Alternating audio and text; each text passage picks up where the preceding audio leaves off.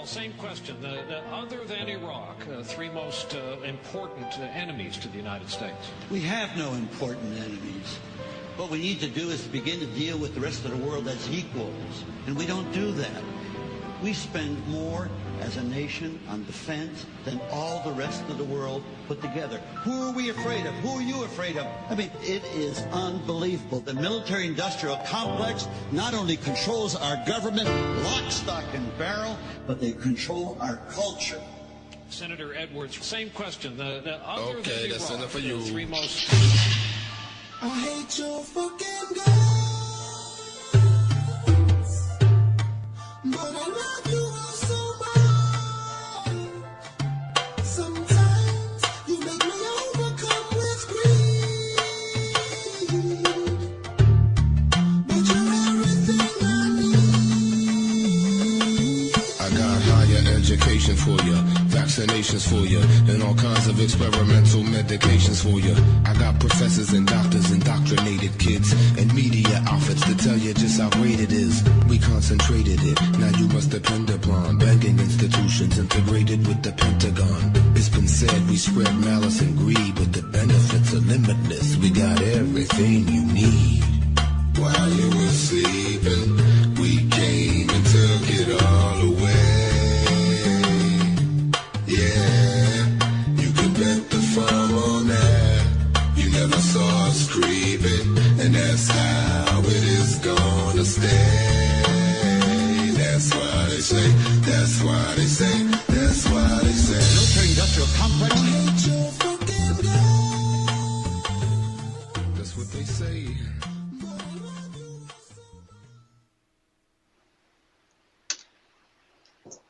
Hey everybody, this is Chris Jackson Roth, or Chris J, as the radio pseudonym goes.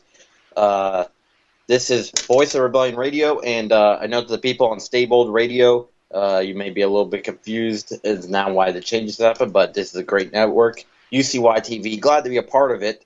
I hope everyone can hear me okay, and this is going to be a great show that we're doing today. And I have my co-host Al Shores, who used to be an FM radio host, and he did a kick-ass job with me at Stabled Radio over at Block Talk Radio, and he's very knowledgeable. We are both, by the way, we're going to clear this up right now, and I know this is going to scare a lot of people.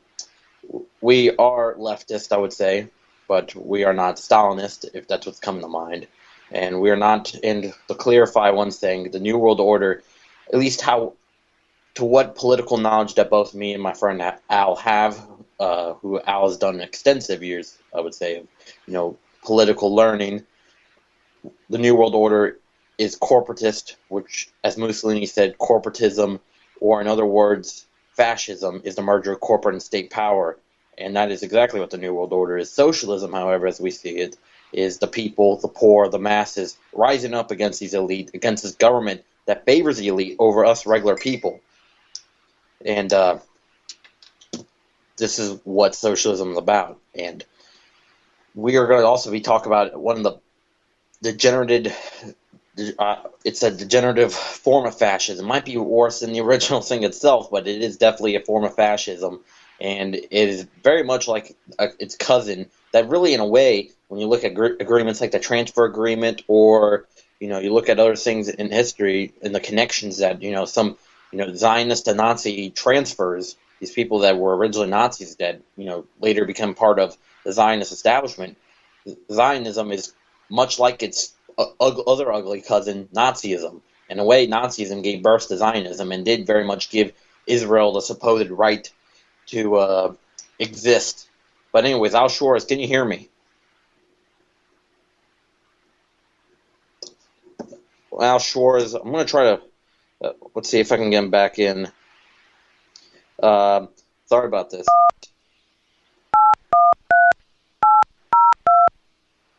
Yes, anyways, we're going to be talking about Zionism, and not only how it's a problem in the Middle East, but it's a problem around the world, and it has many problems and many ramifications in the United States. It has many ramifications in, South America also, from where me and Al have roots from.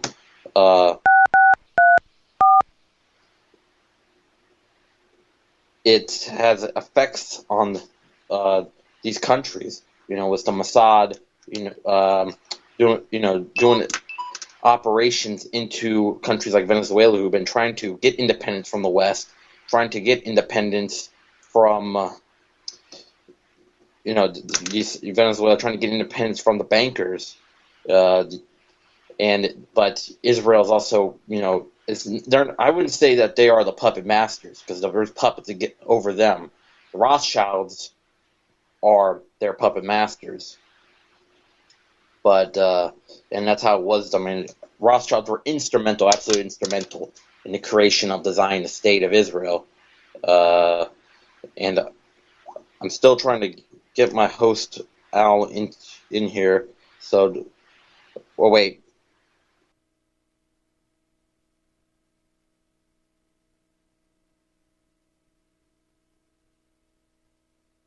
Sorry, the call was on hold there for a sec, as we were trying to work out some technical problems here. Let's see. Well, as I work with that, I'm just going to keep talking here. And, Zionism is, as people see it, the creation of a supposedly Jewish state. However, many Jews oppose the state of Israel. We got. Let's see. No, it's not just many Jews oppose the state of Israel because of crimes that Israel does in the name of Judaism. And in fact, Israel, they say that Israel often uses this term over and over again in the mainstream media, that Hamas takes children as human shields or whatever. But that's not true. In fact, there's no evidence of it. It's a BBC Western corporate news lie used to justify killing of mass civilians in the thousands, 2,000 civilians dead in Operation Protective Edge, and I'm trying, and that's an excuse to use, but what the truth is that the truth is that they use Judaism and Jewish as a human shield by the Zionist state. And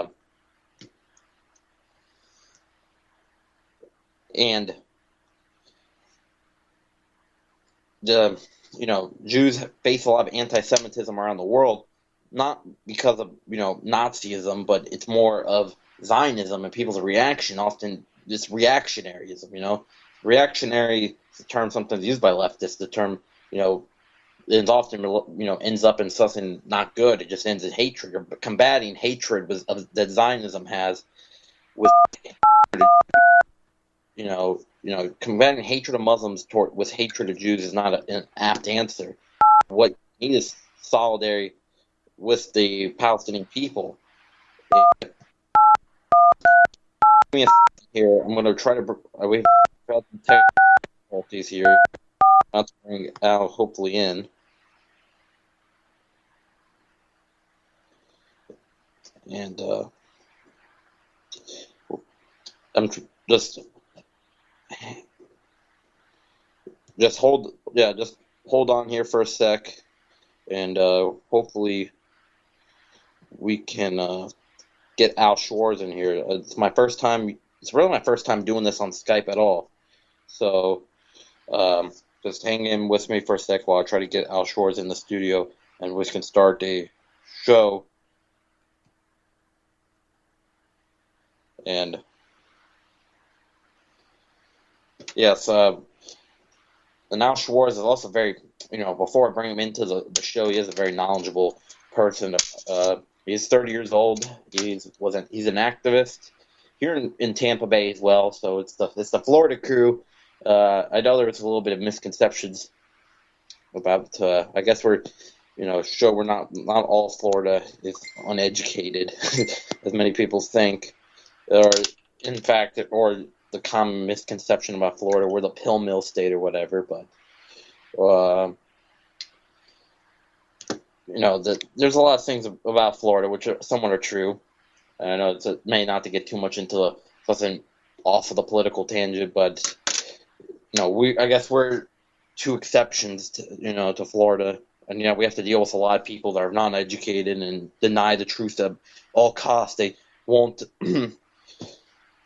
they won't they just won't, you know, well, they just won't accept the truth of what really goes on in the world, and they still want to believe their Fox corporate media lies. Uh, these other MSNBC, CNN, and also I want to bring up. I don't know if it's probably been stated already on this network before, but these media that often defend Israel, they have special interest, of course, and special interests go back to uh, these giant corporations that, of course, sometimes governments themselves, like, a lot of the governments in the Middle East, unfortunately, are pro-Zionist, and it's one of the biggest misconceptions. I see all these memes coming from, like, I call them fake activism pages, like Right Wing News and or the Revolution or whatever, when they have nothing revolutionary about them. Right Wing News is right what it says it is. It is right wing news. It might as well but they act like they're doing something special, that they're any different from Fox News or whatever, and they will say, "Oh, what does 6 million Jews have a threat to 2 billion Muslims?" However, okay, it's not the amount of population of the country. It's that this insane government that Israel has 100 nuclear warheads. And it has most of the governments in the Middle East on their side, besides three, on the resistant, and trying to figure out how to bring them in.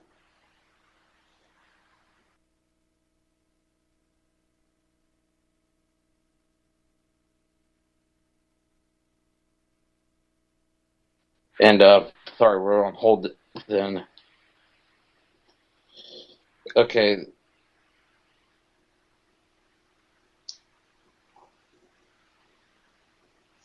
Yeah, and we're gonna bring Al in. I think I figured out what to do,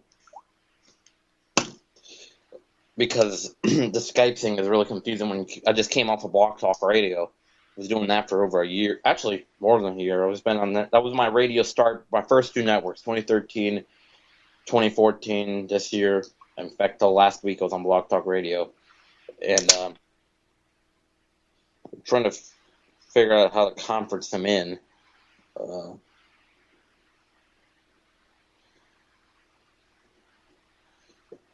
And we will hopefully get this show rolling after about 10 minutes of a little bit.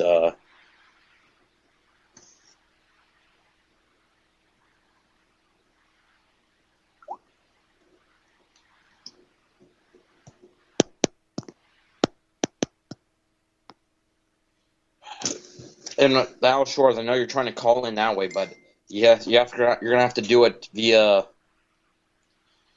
You're gonna have to do it via the conference in, to get into the show. It's a little.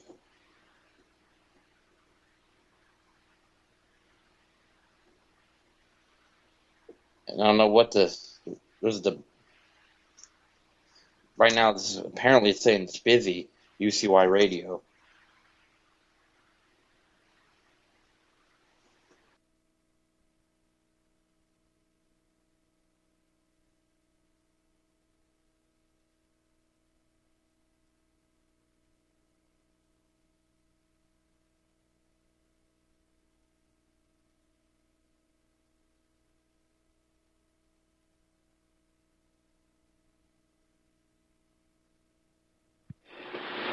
Yeah, and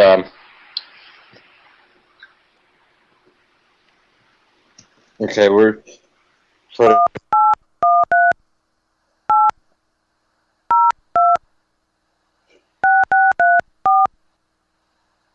Okay, let's see if it dials them in.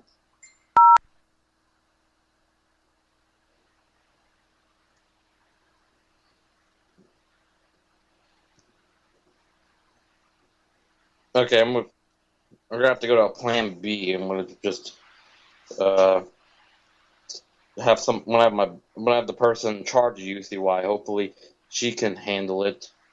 Uh,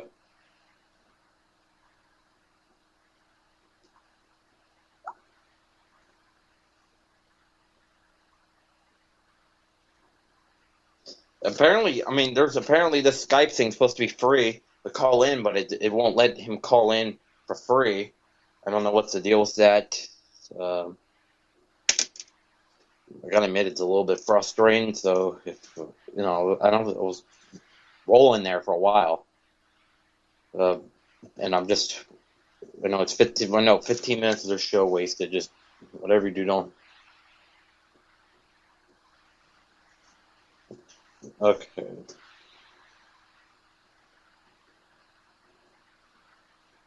Let me just.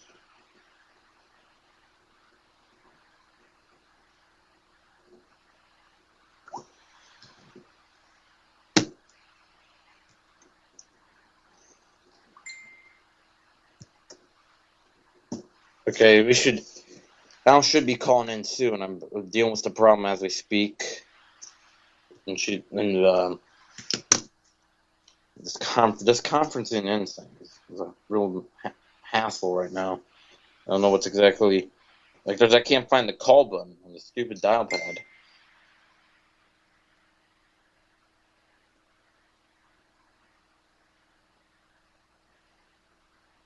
And I think I figured it. I figured it out now that I had somebody else deal with it. That's just great, but and also I wanted to. Okay, since I haven't really. Since I really haven't, talked about myself, I'm a recent high school graduate. I was a recent high school graduate. I'm from St. Pete, Florida. And I've lived in Barranquilla, Colombia in the past.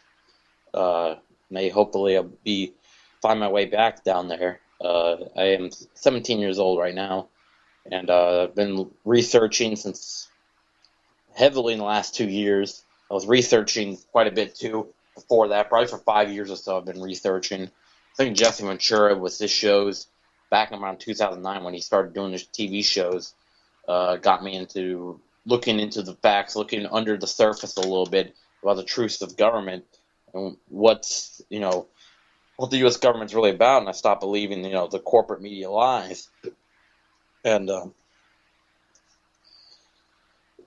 but I think that's what got me started. And now at 17, this is my third radio station. I've done one. I practically ran the last one I was at Stable Radio, and the people who cared over listening, they might know it was the only one that was actually really doing shows towards the end.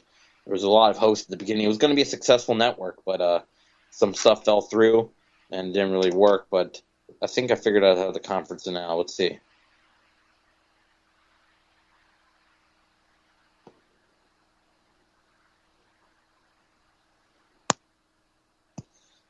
And apparently, okay, now I try to conference him in, and now it says I can't. Now I don't have Skype credit or whatever.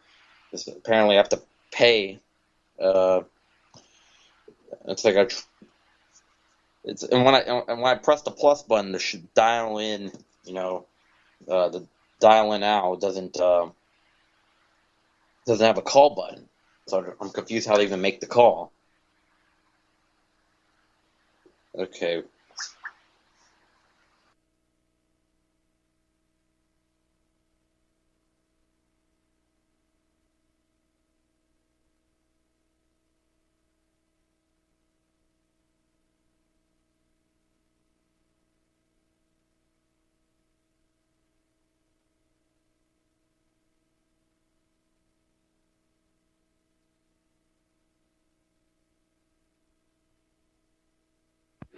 Okay.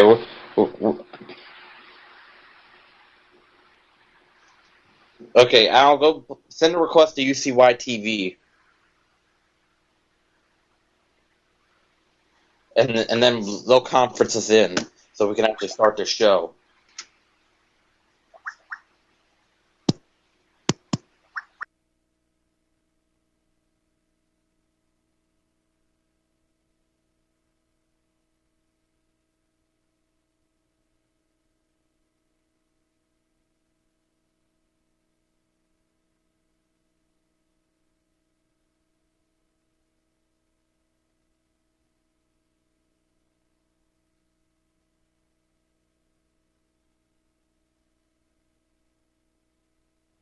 Sorry for the pause, the long pauses. We should. I mean, we should have it settled in 10 minutes, probably. And because I'm having Jules. Thank God for her. She's fixing this because I never used Skype before, really. Only a couple times this week. I don't even think I used it before too much. Let's see. I'm going to try the conference in. Still trying to figure out how to do it, but let's get back to our topics. The Zionists. The Zionists are. It's not again. It's America. It's a problem in America too, and if you look at one thing is that AIPAC makes sure that not 5 billion, not 10 billion, but 15 billion of American tax dollars every year go to Israel, a country with 6 million people, while Detroit gets $0 while it falls apart. And we have so many cities crumbling, falling apart throughout the country, and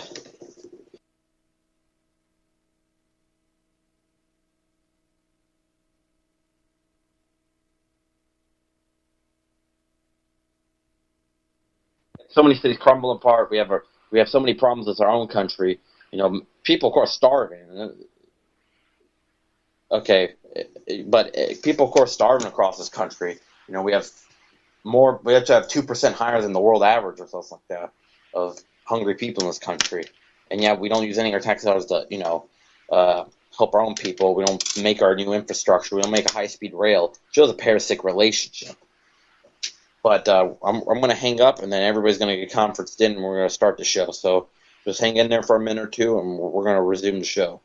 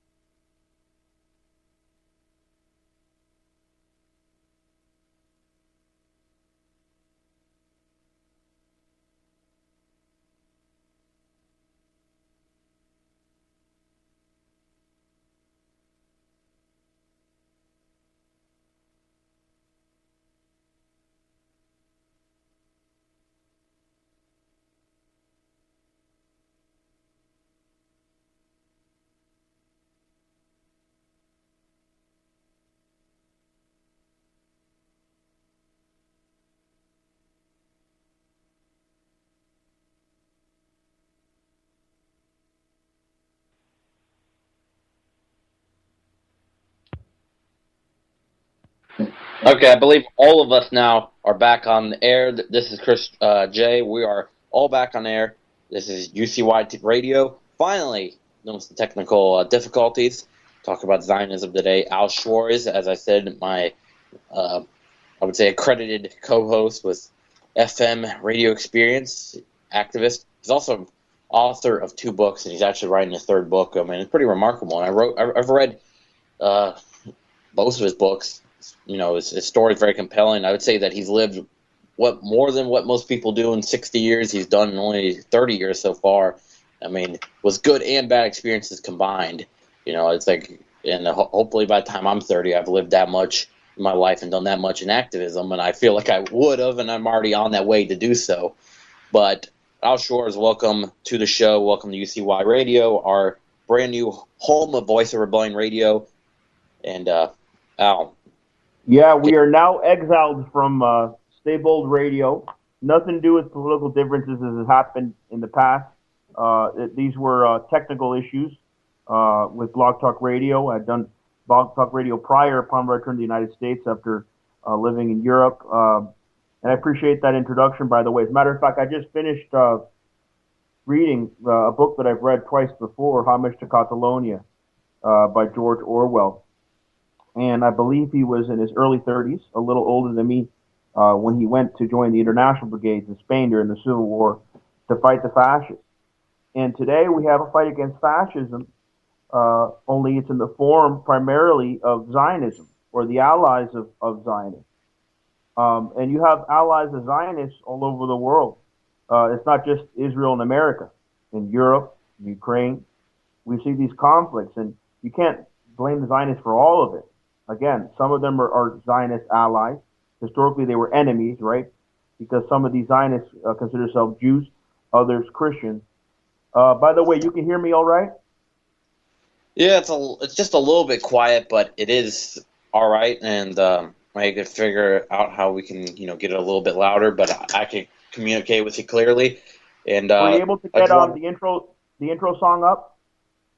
Yeah, the intro song played. I mean, we had The Complex played by Payday Monsanto, which we have some disagreements with, but it is a pretty good song, and it was a really what we dealing with copyright. This is not our permanent song, but we just listened to it for our first show. I'm more like, when it comes to alternative musicians, I kind of like Elias Clay better. Elias Clay. I don't know. Well, Al knows him or knows her, but she's from Barranquilla, Colombia. She's about 30 years old, like Al. Pretty interesting. She's from Barranquilla, but she doesn't really look like it. Like, I thought she was just from the United States. I guess kind of like me. Like, not many people think I have Colombian background when they see me, but then I started talking Spanish. And started to wear my Colombian jersey around. I think this year people stopped questioning that as much. They're like, "Yeah, you're Colombian." When I had my Colombian. Are we going to get a podcast for this? It's not a podcast. This is, as you see in radio, UCY radio. We're not. They can't see our faces. We're not. I know what I mean is a recording, like a link that we can share after the show. Yeah. In fact, all these shows, by the way, these go on YouTube after the show, including this show. Will go on UCY's YouTube page, and me and you, Al, we get a digital copy for ourselves, like a 3-hour MP3 file that we can share on, around Facebook and stuff. But we don't get it till after the show, until our 2-hour MP3 file. But right now, we don't have it. It's not like Blog Talk Radio. It's a little bit different. And I think some of the listeners might have carried over. I tagged about 20 comrades, 20 people into our image that we put up describing the show and shared it on one of the groups. And, I just hope we can have time into the next one to promote it so we can get listeners, possibly callers, possibly guests. I know this is our first show for the new venue, but hopefully we can get the word out. And for those that are not familiar with us, we're not about promoting ourselves. We're not about profiting ourselves. We're about promoting the cause. And every cause needs a person that will champion that cause and help facilitate or coordinate the movement behind the cause. And our cause primarily is of social justice, is of unity, is of the fight against fascism, and also offering an alternative society, a socialist society, an egalitarian society that doesn't exist today, not even in Europe. In the EU, we see slight socialism here or there, but primarily their governments are still capitalistic in nature, perhaps not as capitalistic as the enclave or the empire of the United States, but certainly alternative economic and political thinking. We're in that realm. We're in that time. And alternative media is essential because of the insurmountable propaganda system, which we're finally countering. The masses are finally opening their eyes, and even here in the United States, and realizing this massive lie to cover up the reality of what's going on in the world, the rise of fascism, the rise of Zionism, the hypocrisies and the political cowardice in Washington and around the world. And we need to counter that with an alternative movement to inspire the masses to act, not just to educate the masses, but for them to act upon that through activism. And in movements that I took part in, such as Occupy, that was essential, to act on what you preach. To not just preach from your armchair, but to act upon your beliefs and your principles to better society, to replace the current society with another that is a more just society. Well, it's like when it comes to what is a fair system, what is fair for the most amount of people, fascism is the absolute inverse, the opposite of a fair society. Fascism, not like what many people think. Many people associate fascism with, Nazism, and that it has to be, hatred of a certain race involved with it. That's ethnocentric fascism. But fascism itself, like we saw in Italy, didn't really have an ethnocentric side to it. In fact, they didn't really discriminate against Jews in Italy. However, it was still horribly. Huh? They were corporatists in Italy. Yeah, they were corporatists. It's the corporate side of fascism, and it's actually what is fascism. It's corporatism. It is the merger of corporate and state power. And they had that in Italy very strongly. In fact, one of the first things that Mussolini did when he took power in 1924 is that he replaced Parliament, which, even though parliamentary democracy is not exactly, the ideal system, however, what he replaced it with was a thing called the Union of Fascist Corporations, which was corporations were designed to, represent the country. And pretty much it was literally corporations being represented in government, like what we see in the United States government, but it's more low-key. Here in the United States government, we have Congress lobbied by corporations such as Halliburton or Lockheed Martin or all these mainly defensive subcontractors is very alarming, because every time war happens or war is being talked about in the Congress or Senate, their stocks shoot through the roof. Raytheon, for example. In 2013, when there was that talk about the Syrian war starting, of a United States intervention in Syria, Raytheon's stocks record highs. And Raytheon I bring up because in our area where me and I live, they're very prominent. In fact, I live not that far from a giant Raytheon plant where they're supposedly just doing communication. However, it looks like something else that they're, considering that there's Honeywell right up the street. I think they're making guidance system for missiles there probably, because also we have the Air Force Base not that far from here. It's a very militarized area, unfortunately, is Tampa Bay where we live, so we feel the pressure of that military part of the military-industrial complex presses down on me now where we live. And we also see the effects of this corporatist society and what it does to the poor masses is what we see over, some of the more disenfranchised parts of St. Petersburg, where we have big amounts of people living well under the poverty line, people really just struggling to make ends meet. And I'm on the other side of Tampa Bay. Typically people that come here and go to Clearwater or Tampa, they see Pinellas County, the neighboring county where you are, and they say that's the more affluent side. That's not true. If you go to South St. Pete or St. Petersburg, south of Clearwater in Pinellas, there are neighborhoods just as poor as a lot of the neighborhoods we have here in Tampa and West Tampa, etc. And for the people that are listening, Chris and I know each other personally. We've met together in events in St. Pete. So we're not just guys, at two different parts of the country. A lot of these radio shows you listen to, the co-hosts don't know each other. We live within proximity of each other. We haven't had a chance to see each other that often, but we're in constant communication. We've met in person. I was telling Chris earlier the importance of knowing the person you're in touch with online in person at one point, to know if you have chemistry or not. And that can go for relationships, that can go for camaraderie. So for people that are unfamiliar with us, Chris and I are very well acquainted. We've known each other a couple of years now. Chris is a young guy, just out of high school. I'm back in college myself, but we're very much still a part of the activist world. There's been a lot of controversies with local activists that Chris and I have been involved with. But regardless, I'm going to Philly soon to a forum. Chris plans to travel. We're the type of guys, we practice what we preach. Yes, I would say that's certainly us. I mean, we definitely do try to practice what we preach. And, Al's had a lot of experience in protest. He was a big time involved in Occupy. And that's where one of his books, he has a lot of experiences in Occupy. Again, like I said, his experience kind of varied from good and bad in Occupy. That was the deal. We'd rather not get into some of these more personal experiences that he's had. I've had my own personal experiences in high school, which I'm just fresh out of. This week I graduated from high school finally, and I was so glad because I saw the militarization of my own high school. Is ROTC crazy? The crazy amount of militarization in the school. In fact, I didn't get to tell you, Al, but my graduation it felt like I was at a military event or something. Hey, Chris, I have to interject real quick. I just saw it in a private message on Skype from our boss that somebody was trying to call in. I want to let them know if they're listening, they can call in for a little bit. The number 718-717-8296 if you have 8296 if you have a quick question for Chris or me. Yeah, try to call in.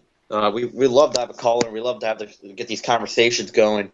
But it's like my graduation. I don't know how they're watching this live. I'm new to this whole UCY.tv thing, but we're always welcome for callers. Don't feel intimidated if you differ from our views. We've had our share of debates on Blog Talk Radio. We're prepared to defend our views. We're prepared to exchange our views.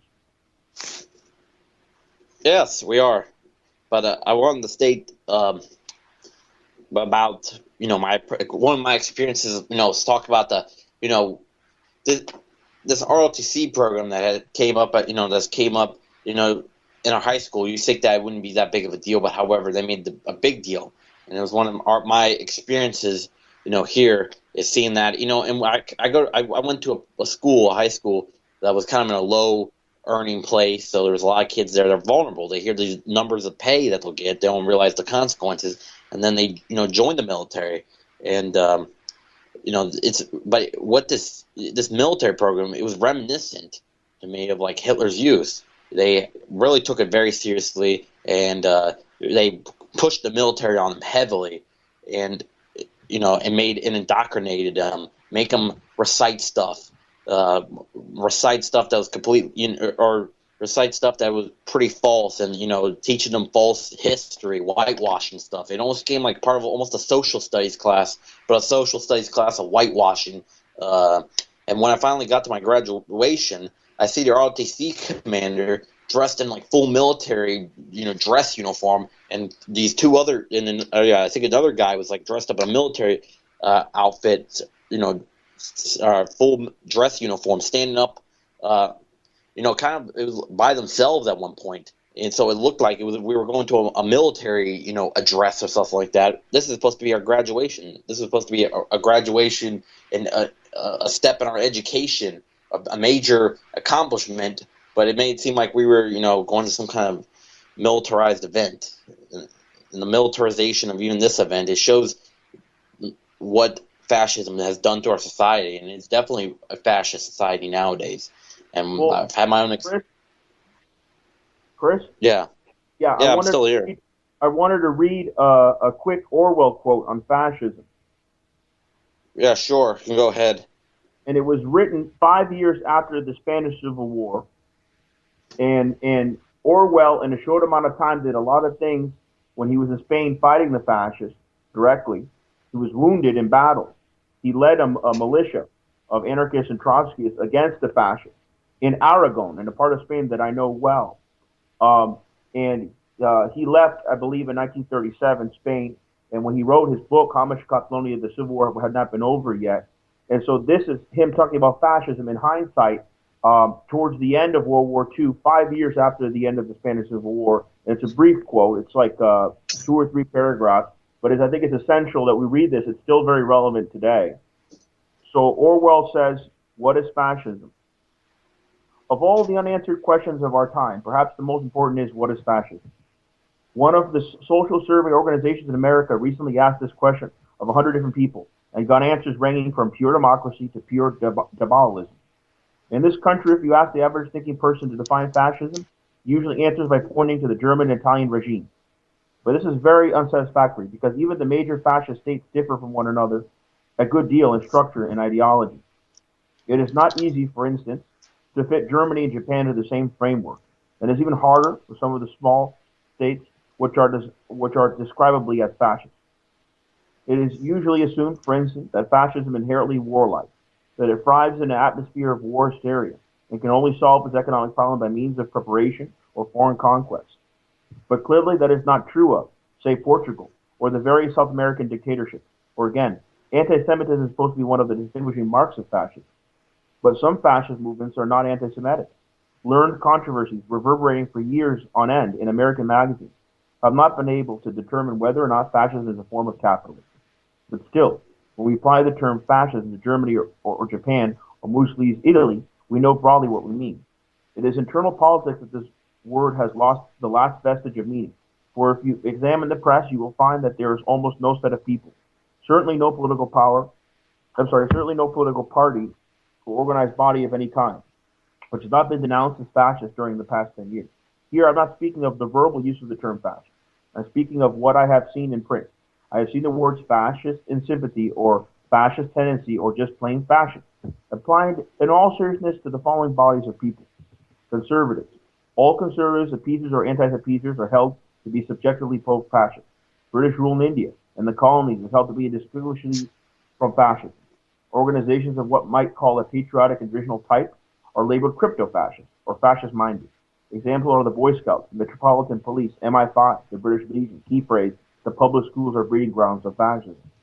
Socialists, defenders of old-style capitalism. Example, Sir Ernest Benn, maintain that socialism and fascism are the same thing. Some Catholic journalists maintain that socialists have been the principal collaborators in the Nazi-occupied country. The same accusation is made from a different angle by the Communist Party during its ultra-left phases. In the period 1930 to 35, the Daily Worker habitually referred to the Labour Party as the Labour Fascists. This is echoed by other left extremists such as anarchists. Some Indian nationalists consider the British trade unions to be fascist organizations. Communists.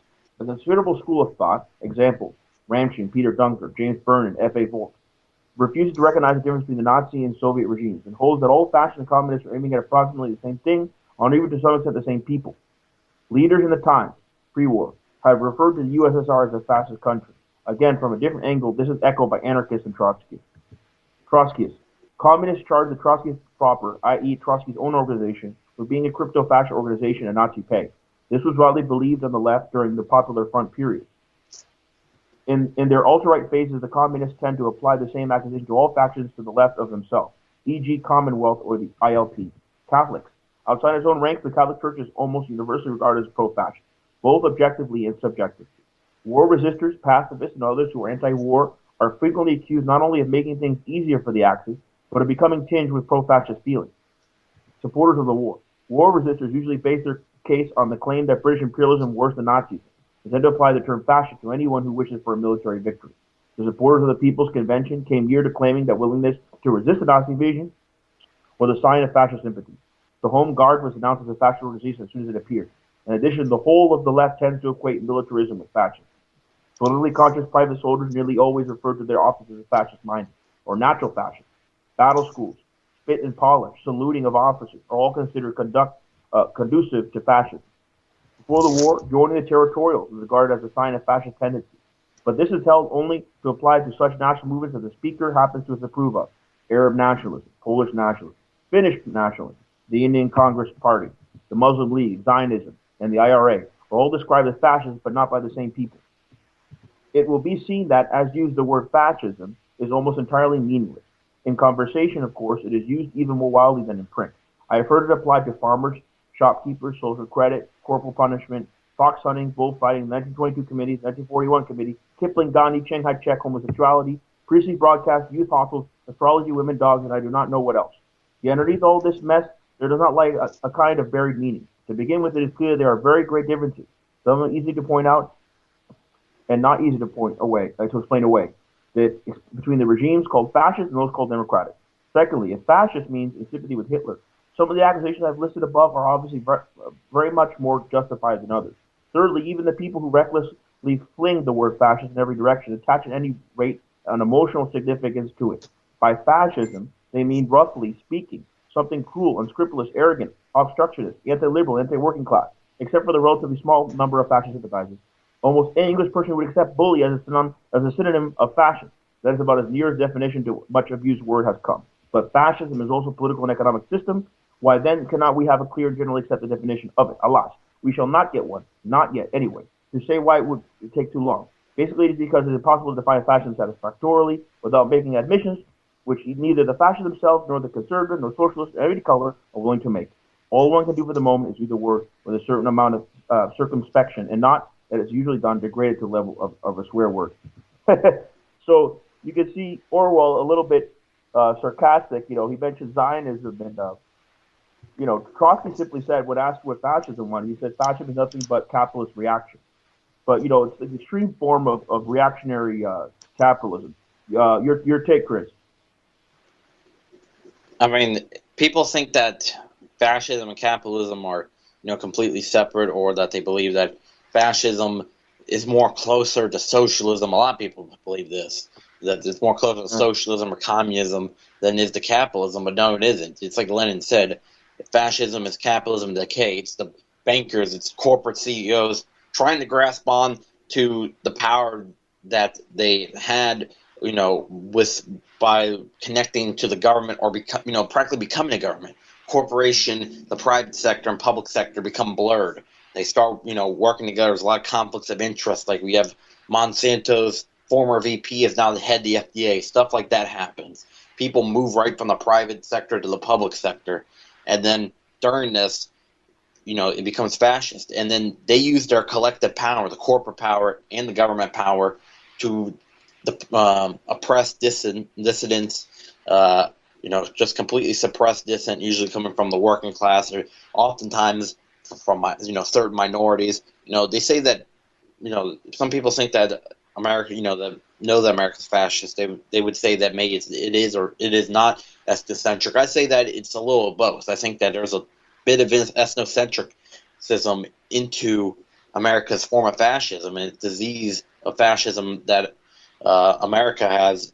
The symptoms are racism towards a few races, and I would say that definitely Islamophobia, which some people would argue because Islam is not a race, it's still a form of discrimination, and it's a symptom of the disease that has been created after this recent lockdown to justify stuff like the Patriot Act. You put this picture of Islamophobia, you put this picture of the supposed scary Muslim with a beard, and then people all of a sudden support the Patriot Act, support NATO, support all these freedom-killing bills that absolutely kill our Constitution and the Bill of Rights out the window.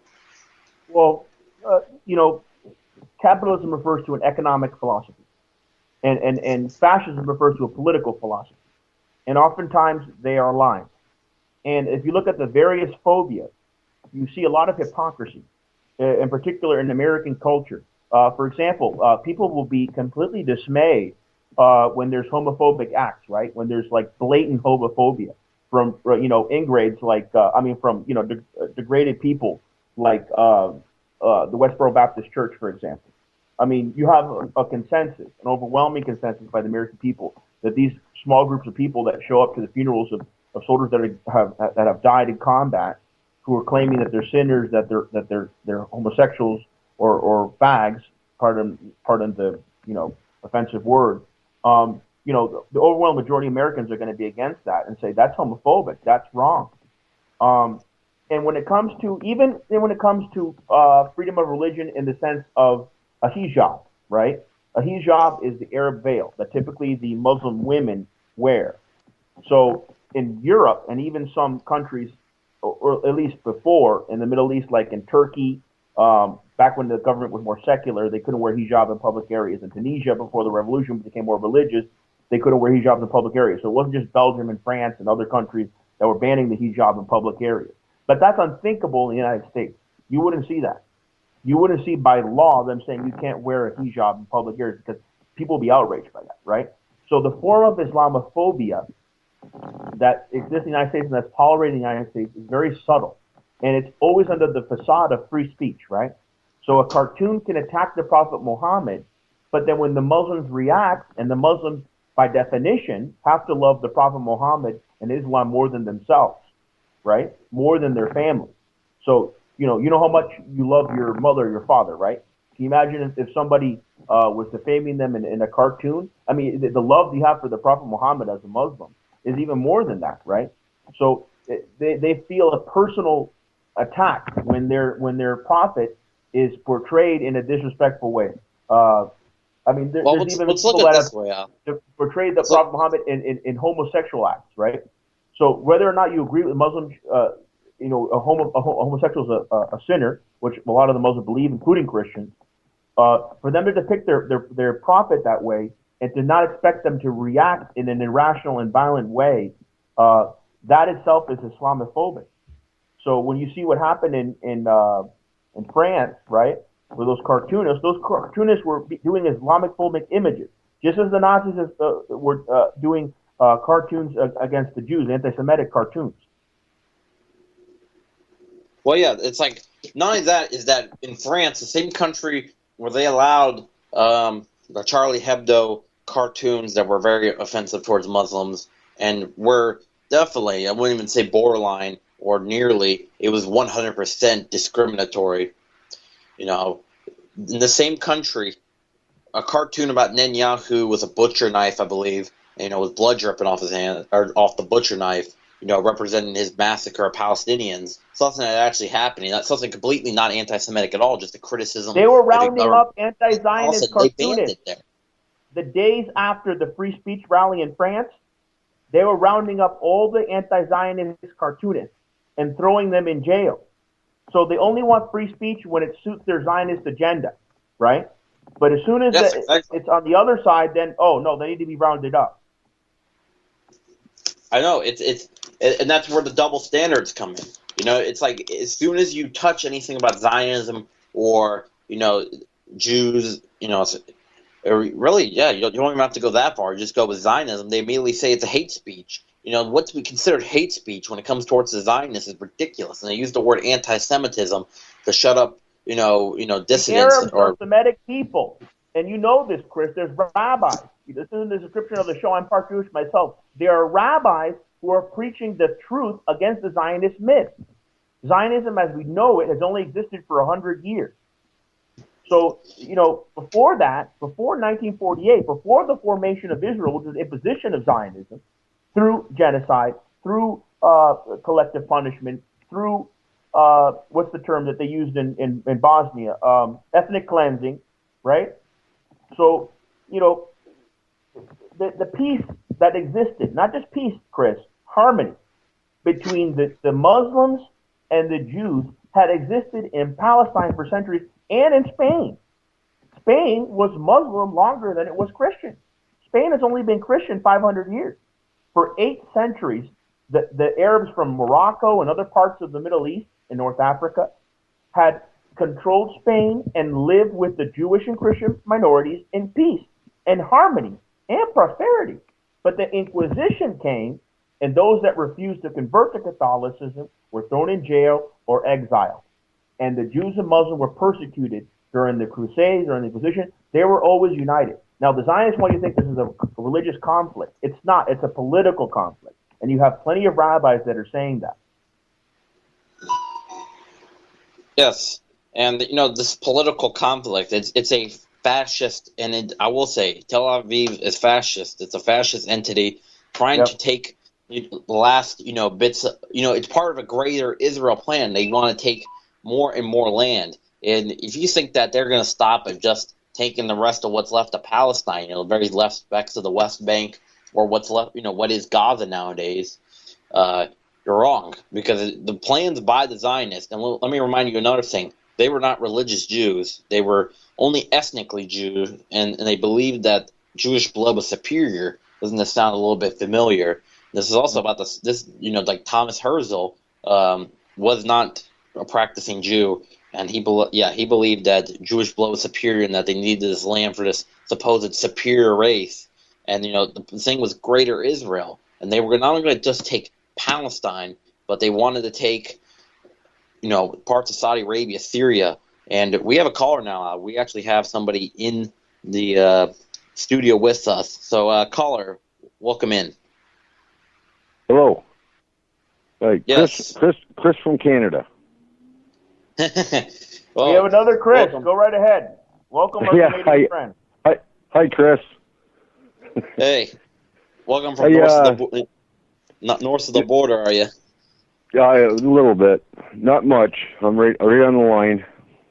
Can't cross it, but I'm there. Well, anyways, so what do you want to talk about, caller, Chris?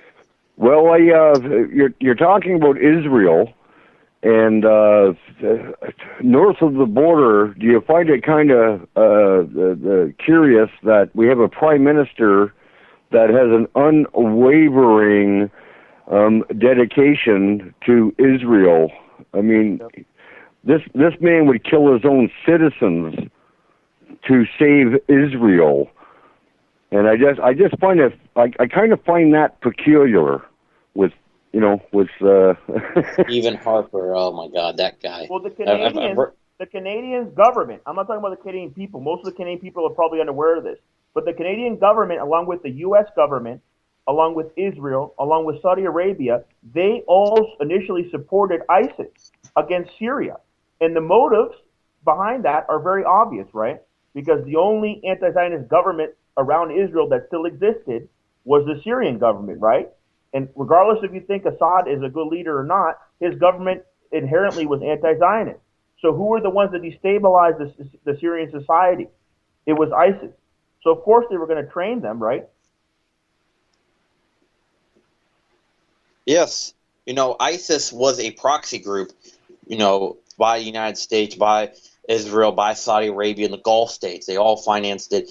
They were made to become the new Syrian opposition group. Let's not forget that the Free Syrian Army in Syria, along with all these other groups, Al-Nusra, Al-Qaeda, yes, Al-Qaeda, or Al-Qaeda, I'm trying to sound like Bush now, Al-Qaeda, and ISIS all fighting on the same side against, Bashar al-Assad. And unlike the United States says, the Kurds are aligned with the Syrian government because the Syrian government is the only one that will protect the Kurds from the opposition. Right?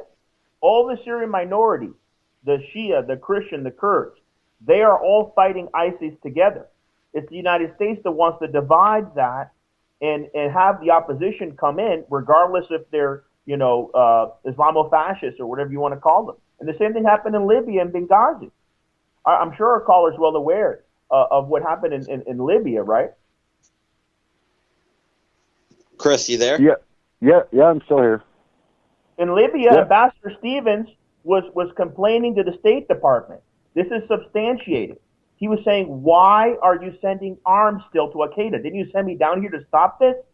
What is this flow of arms you're sending out from the port of Benghazi to Syria? What's going on here? We're supposed to be getting rid of these weapons. And they said, that's enough. We're going to silence him. We're going to let Al-Qaeda go in. We're going to stop the security. We're going to let him die. That's what happened in Libya. And guess who was at the head of that? Hillary Clinton. And now she wants to be president. Yep. And Hillary Clinton is a all-out, devoted to Israel, and devoted alarmingly. In 2007, she stated that she would bomb Iran, and bombing Iran would bring in Syria, would bring in now Houthi Yemen, I believe, would be able to help, but try to combat the United States invaders into the Middle East, who would now be getting involved in a catastrophic war. And what the war in Iran is really about is not only is Iran anti-Zionist, they are one of the most powerful anti-Zionist countries on the planet, and Iran does not have a Rothschild bank. The Rothschilds have not been there since the time of the Shah.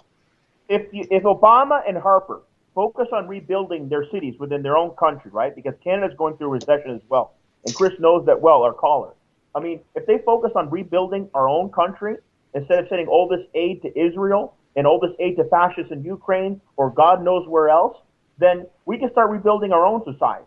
Instead, the empire, the United States, and its partner Canada, and including some European Union countries, are going and backing these interventions in Libya and Syria and Ukraine, destabilizing these societies and helping the extremists get to power. They're the real extremists, the ones that are allies of the West. How is Iran how is Iran destabilizing the Middle East? It's not Iran. Iran's surrounded by U.S. military bases for either side, in Afghanistan, in Iraq. And Iran right now is bases and mercenaries. So of course Iran's going to feel cornered and maybe want to have a nuclear program. And Iran is combating ISIS like no other entity in the Middle East.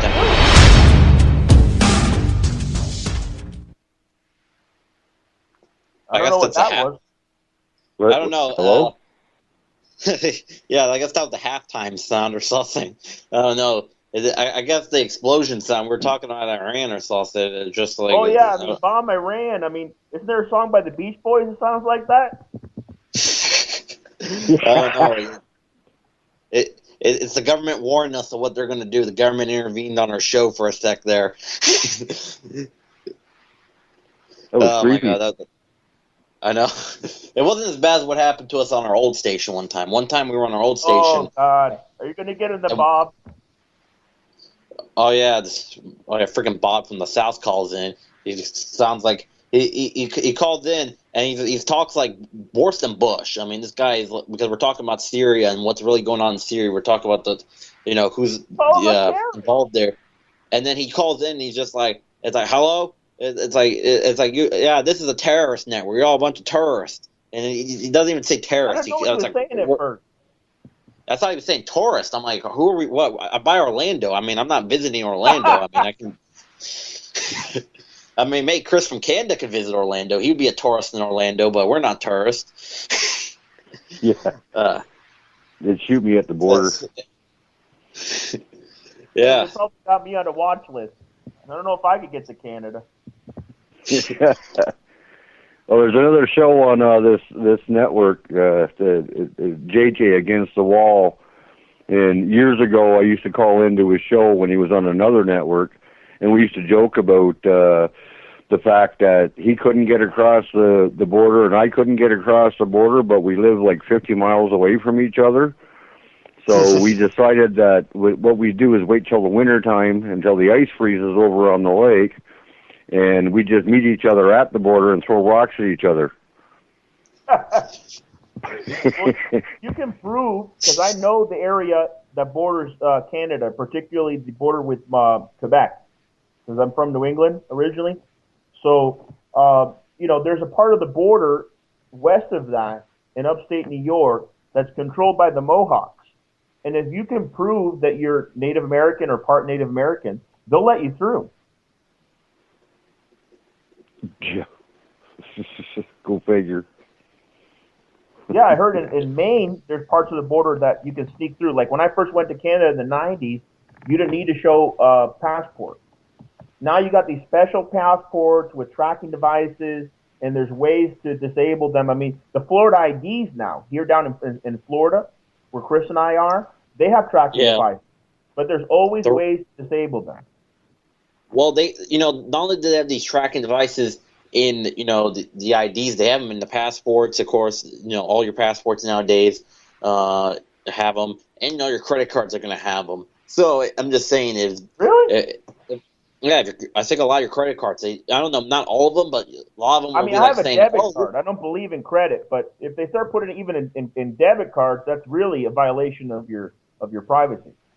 I think they will be doing that soon if they haven't. I mean, they say, oh, look how convenient this chip is, and they say some special features it has or whatever. If you lose your card, we can track it down for you or whatever. I think that's the one they say, the debit card companies or whatever. I think they probably have already started doing that. It's kind of like the move to put that RFID chips, probably eventually in people one day. I agree with that, Chris. No, I agree that your vehicle should have a GPS system in it, optional, of course. But if you want to have a GPS system, tracker system in your car in case it is carjacked, by all means, that's your personal decision. But against your will, or in many cases knowledge, right? Because most Floridians probably don't know their new IDs have tracking devices, right? If it's against your will or knowledge and it's in a freaking ID in your wallet that's with you all the time, right, where you can leave your vehicle, that's a violation of your privacy. And it's a way the government tries to control you and know where you are in case they want to target you. Definitely. A lot of the stuff is done without our knowledge. And, nowadays it's starting to get also ridiculous. Like, there's many features to our, to our technological devices or whatever that, we, don't even know exist. Like, that out in California nowadays, I think starting this year, they're going to, they have kill switches in cars, I believe. And also, I don't know where, it might be the same state or all throughout the country. I think it's just in California, too. They're putting kill switches in phones. So I guess if you start putting too much revolutionary content like I do, they'll just be like, nope, your phone's off. And then you can't use your smartphone anymore. or I guess Well, any phone. I've Then been using a smartphone for a long time. I was using a flip phone for a while, but then I figured they're going to be able to track me either way. I mean, I heard even if you take your battery out of your phone, the government can still track you and turn your phone on. So literally, like the only way, like a non-waterproof phone, throw it in the water, then they couldn't track you. But there's always a way, So we have to find alternative ways to communicate, like back they did before cell phones. We have to find alternative ways and be prepared for different scenarios. I mean, Well, you guys Go understand that all the new vehicles are they come with a computer chip in it that they can find out where you are, when you are, wherever you are all the time, and they can shut your vehicle down. I put tape over Now, my do you remember? I don't know. There's probably a comparable in the States, but here in Canada they called it cash for clunkers. They wanted you to turn in your old vehicles for cash because the old vehicles didn't have chips in them.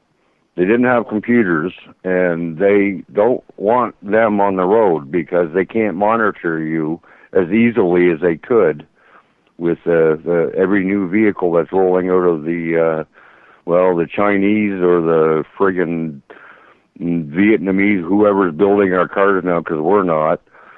The line.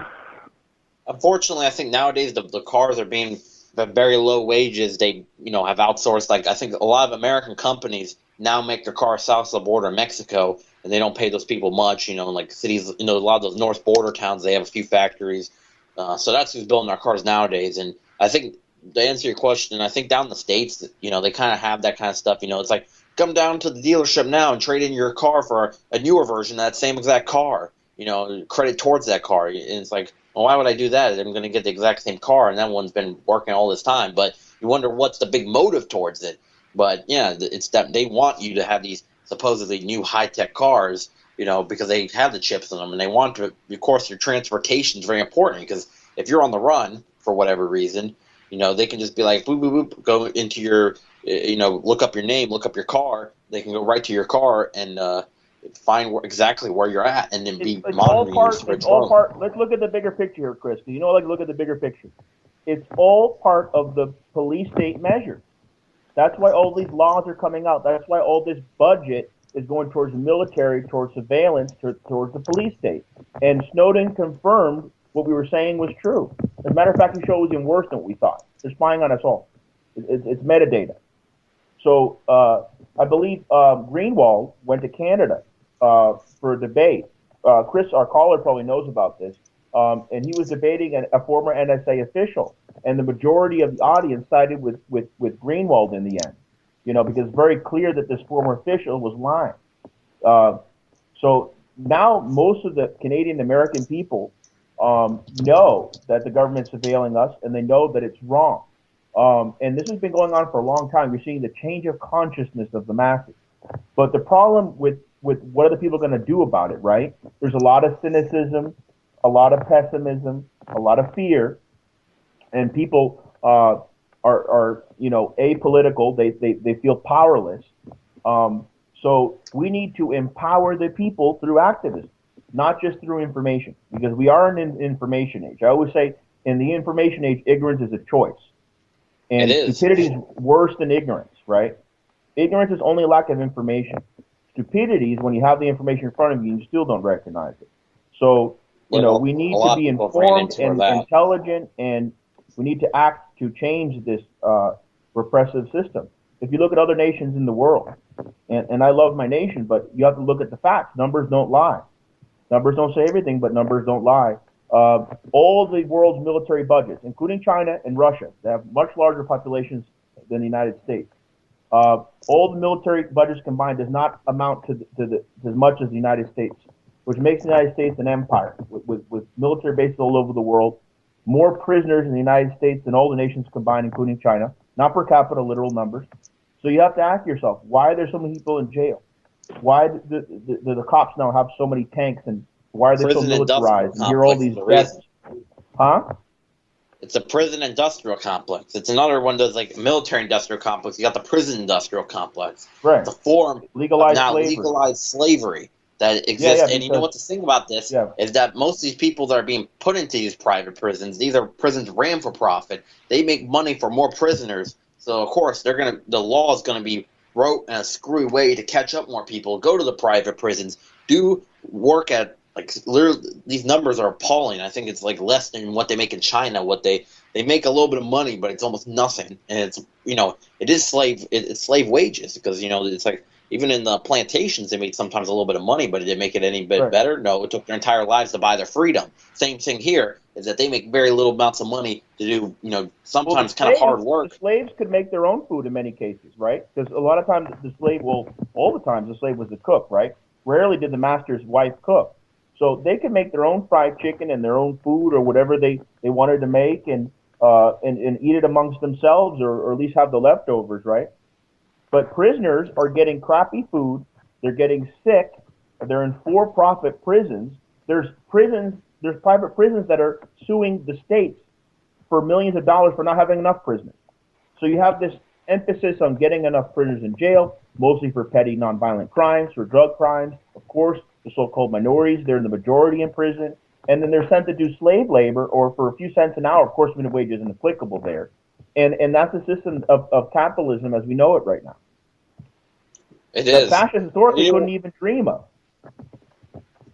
And, I wanted to go back to something is that, you say that, the people, it's like Chomsky said, most people, don't know what's going on and don't even want to know what's going on. And they're distracted by, one of the things I've just thought about a distraction that goes on is that this, it's like I like sports, yes, but I don't let them get in the way of my research and doing these radio shows. But they are distracted, but right now, and they know things are unfair, but they are distracted, but they know things are unfair. The statistics are showing that. You have 80% of the American people don't trust the U.S. government. I mean, you have more than ever historically Americans against the system. So it's not a question of are they aware things are unfair. They might not know the details. They might get distracted by a sports game. The problem is, what are they going to do about it? Things have to get worse for them to finally be able to do something about it, and people need to be inspired to do something about it. Well, there needs to be revolution. Is contagious. Being courageous, being an activist, that can be contagious within the society as well. There's always going to be the clays, right? The easily formable people. Then there's going to be the free thinkers, the vanguard. They're going to lead a revolutionary change. That's my third book's about right now, the vanguard faction. There has to be a vanguard, mostly young people, but also advised by the elders, to advance that revolutionary cause.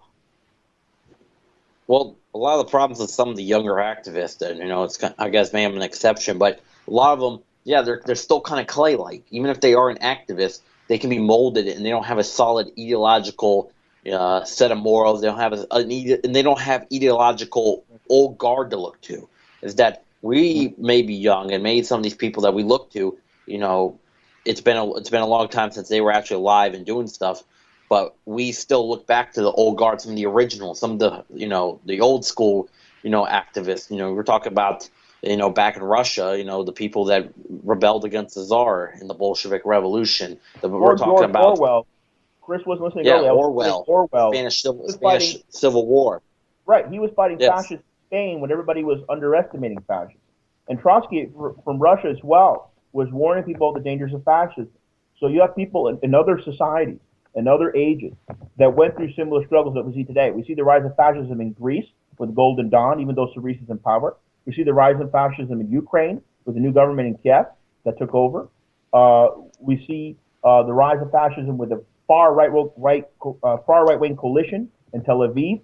So those are the ultra-Zionists.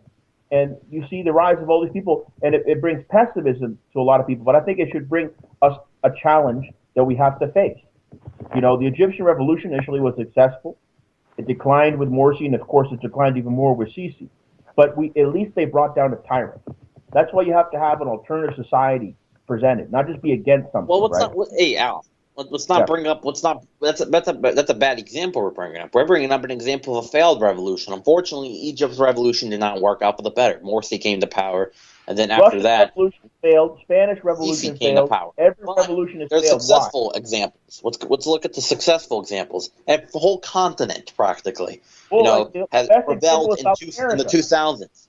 The 2000s, we saw South America become what it is today, leaving behind a dark fascist past collaborators at DC that were in charge of Caracas back in the day, in charge of Brasilia, in charge of Buenos Aires, in charge of Santiago. Now all replaced by Kirchner in charge of Argentina and Buenos Aires.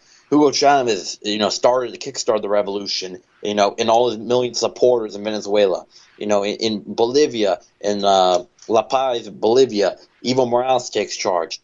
Lula takes charge in Brazil. So we saw that's the example. Yes, 62% of the salaries of the Venezuelan people goes to social investment.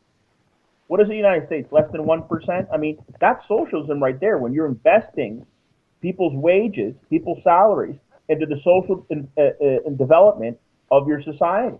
It's supposed to be about helping the one social class dominating another? No. But the working class building a more egalitarian society, not where the elite, that class, rules everybody else and oppresses everybody else. A system where nobody needs to be oppressed. And also... Is it possible to interject? Yeah, you can. Sorry, Chris. Okay. I have many of these discussions about our government. When we start talking about other countries and Bolivia and blah, blah, blah, it seems to add to the confusion. We got to deal with ourselves right now, United States and Canada. We got to come together. And the one way that we can do that is first through communication like we're having now. But the best way, in my opinion, is not Johnny get your gun. It's Johnny stop paying your taxes. And if everybody got together and stopped paying their taxes, and then say, okay, let's get to the table and let's talk about this because I live on this land and I want to be free. I'm not paying nothing until we negotiate a deal here. And I feel that's probably going to be the best approach. Well, there was a I don't want people transition. shooting guns, but there was a peaceful transition in South America, and every one of the governments that we mentioned, through democratic elections, through third parties that were elected. Of course, the third parties in the United States are disenfranchised. Therefore, there needs to be a revolutionary change. But a lot of people hear the word revolution, they associate it with violence. It doesn't necessarily have to be that way. That's a question of method. But in South America, they did the transitions peacefully and democratically since the early 2000s. Here's the only problem with that. Yeah, but I don't really appreciate a democracy. I don't, I'm uncomfortable with that word. The democracy is not going to work, right? You have to have informed masses for democracy to work. Absolutely. It's different from the democracy you're thinking of. The democracy you're probably thinking of is, of course, the United States. That's an oligarchy. That's not even close to a democracy. Of what South America, I would say, is a participatory grassroots. The poorest people get a representation in the government. In fact, in Venezuela, regular Joes like me and you could go and help decide the economic future of our country. If that's how we want it here in our neck of the woods here in the United States, up north of the border in Canada. I agree. We do need a little bit center, our efforts towards our own country. However, of course, me and I are going to talk about South America because we're both South American. And number two is that, where he's Peruvian, I'm Colombian. But also number two is that we bring the example because it's an example of successful change. And yes, I like your approach about, that's one thing we have to stop doing is stop paying to a criminal racket that is the Federal Reserve. I don't know exactly how it works up in Canada, but in the United States it is a private bank. I'm pretty sure Canada's central bank is still ran by the Rothschilds, just like how the United States is private bank that is the Federal Reserve that we pay our taxes to. Well, the IRS is ran by the Rothschilds. Bolivian gold was going to be used for the African Union. the IMF and it said no. These international banksters said no. And that's the real reason why they invaded Libya. And a lot of times the reasons are economic. Yes, it's economic reasons oftentimes, and also, it's like, here's another thing that unfortunately is like when I think about that whole not paying taxes, saying it would work. It would definitely bring a big dent. It's a big step forward. However, revolution, it's only a step towards it, and to actually complete that change, what we need to do is take out the adversary, because unfortunately we are dealing with a adversary that has an unlimited credit card. The Rothschilds finance the United States government. They just can ask for more and more money. That's how they are the military machine, the military wing of the global cabal, and because of that, they get unlimited money from the banksters. And when you have this this military machine of the New World Order, they of course, yeah, they get more and more money all the time. So we have to strike back, one way by boycotting, the United States government by not giving our taxes, but by another way boycotting the Zionist state of Israel as well. There's a huge yes, boycott because campaign. they work Israel now said that the boycotts are a bigger threat than Iran.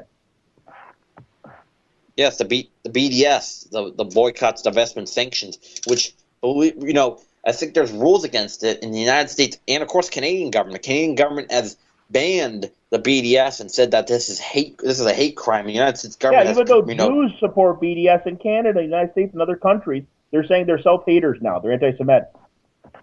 It's ridiculous. Harper's absolute. He's 100% a Zionist crony, and I really, I know that the Canadian government or the Canadian electoral system is quite rigged, like the United States government. But I wanted to ask you because I know quite a bit. I know about Al. I've talked a little bit about Elizabeth May to him, but I really believe that she might be a figure of change. I don't know. I'm not up there, so I wouldn't know too much about her. But I want to hear from a Canadian what you think about her, because she is running in the election in October, and she does talk about 9/11 truce, and she has quite a bit of following. 9/11 truce she's talked about. She is against the TPP. She's against that C-51 or whatever, your version of the Canadian or the Patriot Act down here in the States. So, yeah, Chris, what was your thoughts on that? Well, she's against everything that you want to hear until she gets in. She's a paid shill, just like the rest. I mean, we don't have a two-party, one-party system up here. We have a three-party mixed with a fourth or fifth, just for flavor, party system in Canada. But they're all the same. You're not going to get any change. I mean, everybody's saying vote the bum out, talking about Harper. Wait, I guarantee you Trudeau's going to get in next, and you think it's bad now in our country. It's once he gets in, man, oh man, it's going to get nothing but worse. And Elizabeth May, no, she's just a distraction. She's just an extra flavor for you. I don't know.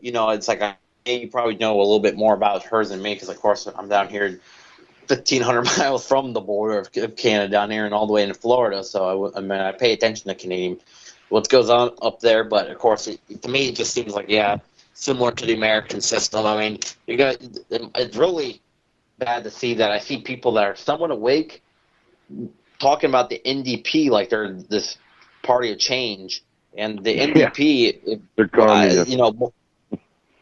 I wouldn't even. Wouldn't even be their problem. Their problem is that they're Zionists. Mulcair is a freaking. He said that he was going along with Harper, saying that to talk about Israel is talk about Israel's hate crime or whatever. He also is for the TTIP, which is that Corporate Enabling Act. That is the Nazi European. European and American corporations. That's the Europe version. There's also the TPP, not to get confused with that one. That one is the America to Asian corporations, mostly to Taiwan, going to, Vietnam was supposed to be part of the TPP, but they realized, and they actually are going with Russia lately, against this global cabal, that the DC, Tel Aviv, That's what TPP is, the securing agreement. Once you're signed into that, that's like that puts a vice grip on the country's balls right there. I mean, the TPP it gives corporations all the power, and if you like for example, ban GMOs, Monsanto can now sue your country's government and then demand that Monsanto's back allowed in the country, even if 99% of the people voted in favor of it and some referendum to ban GMOs, the corporations could still come back. It's like it turns free trade. It's not free trade. TPP under the guise of free trade, right? Like it was in Clinton's time. It's just another a game of charades, and you have people like Assange that are still working with WikiLeaks in revealing the real plans of the TPP. There's minimal coverage of it, very vague, in the Western media, and that means there's something going on here.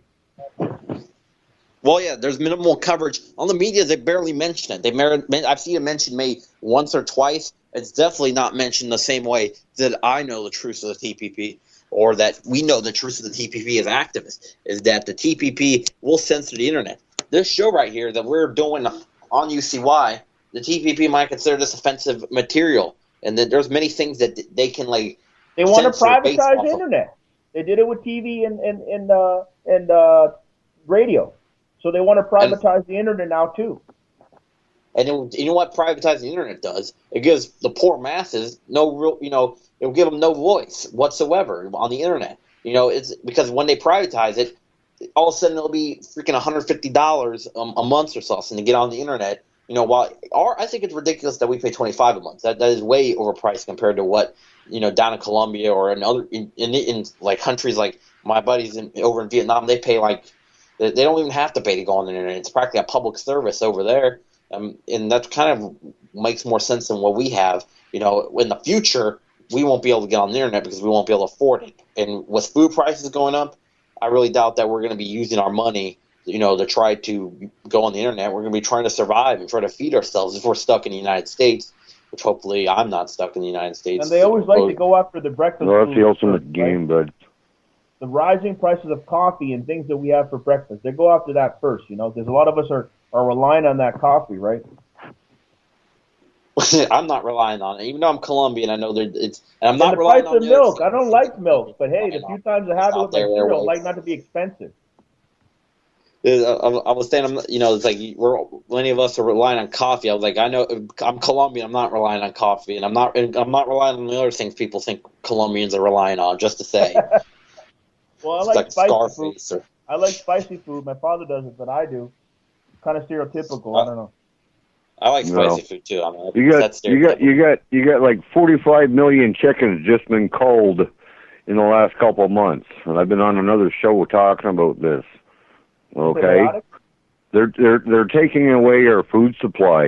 They always told you don't eat red meat, eat white meat. And now this H1N1 apparently has stricken 45 million chickens and counting, and so that's 25% of the United States food supply of chickens right there. And they say the number's going to climb, but you don't hear this on mainstream media. It's just incredible. It's going to be up to the people, guys. That's what it's going to come down to. It's going to be up to the people, not somebody in a G7 meeting or a G8 meeting or whatever the hell they are.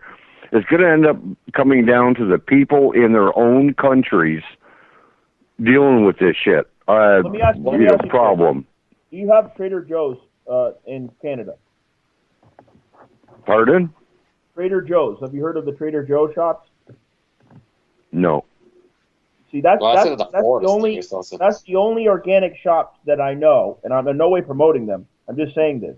They're the only organic shops that I know that the working class man or woman can possibly afford. But you got places like Whole Foods, and they're not even completely organic, and they're unreachable to the working class. They're too expensive. But the problem with chickens and with cows is they're so full of antibiotics because they're on a corn diet now and they get sick. The antibiotics get in our system.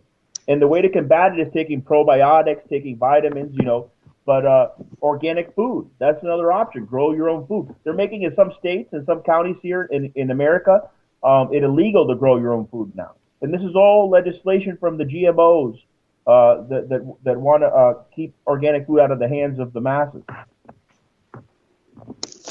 Why would people? Sorry, I just got a question. Why would people as people agree to allow somebody else to tell you can't grow your own food? That really puzzles me. Yeah, it really is puzzling, you know, and the thing is like it goes way past that here in Florida. I mean, we have some ridiculous, you know, laws. Like there's one law here where it just says you're not only can you not grow your own food, you can't be off the grid. You're not allowed to be off the grid in Florida. You have to be connected to the power according to Florida law. And if you go off completely off the grid, that guy with that solar powered house, and he got fined, right? Yeah, he did. Ridiculous. Wow. Yeah, and you know, it's okay to marry your first cousin and have to form children in Florida, but if you have a solar power house now, that's wrong. That's illegal in Florida. Yeah, of course, in several states in the U.S. South. I didn't know it was Florida though. I didn't know about that. Yep, Florida's one of them. Absolutely. Oh yeah, that made Bob from the South would. He probably would want to move to Florida now. You know what? They probably have that legal in Texas. I think he was a Texas scholar. Oh yeah, that's probably legal in Texas or whatever state you came from. I think it was Texas. Anyways, I wanted to ask the Canadian caller is like, so what province you're up in? I'm in Kingston, Ontario. I was going to say you had an Ontario accent, but how close is that to Ottawa?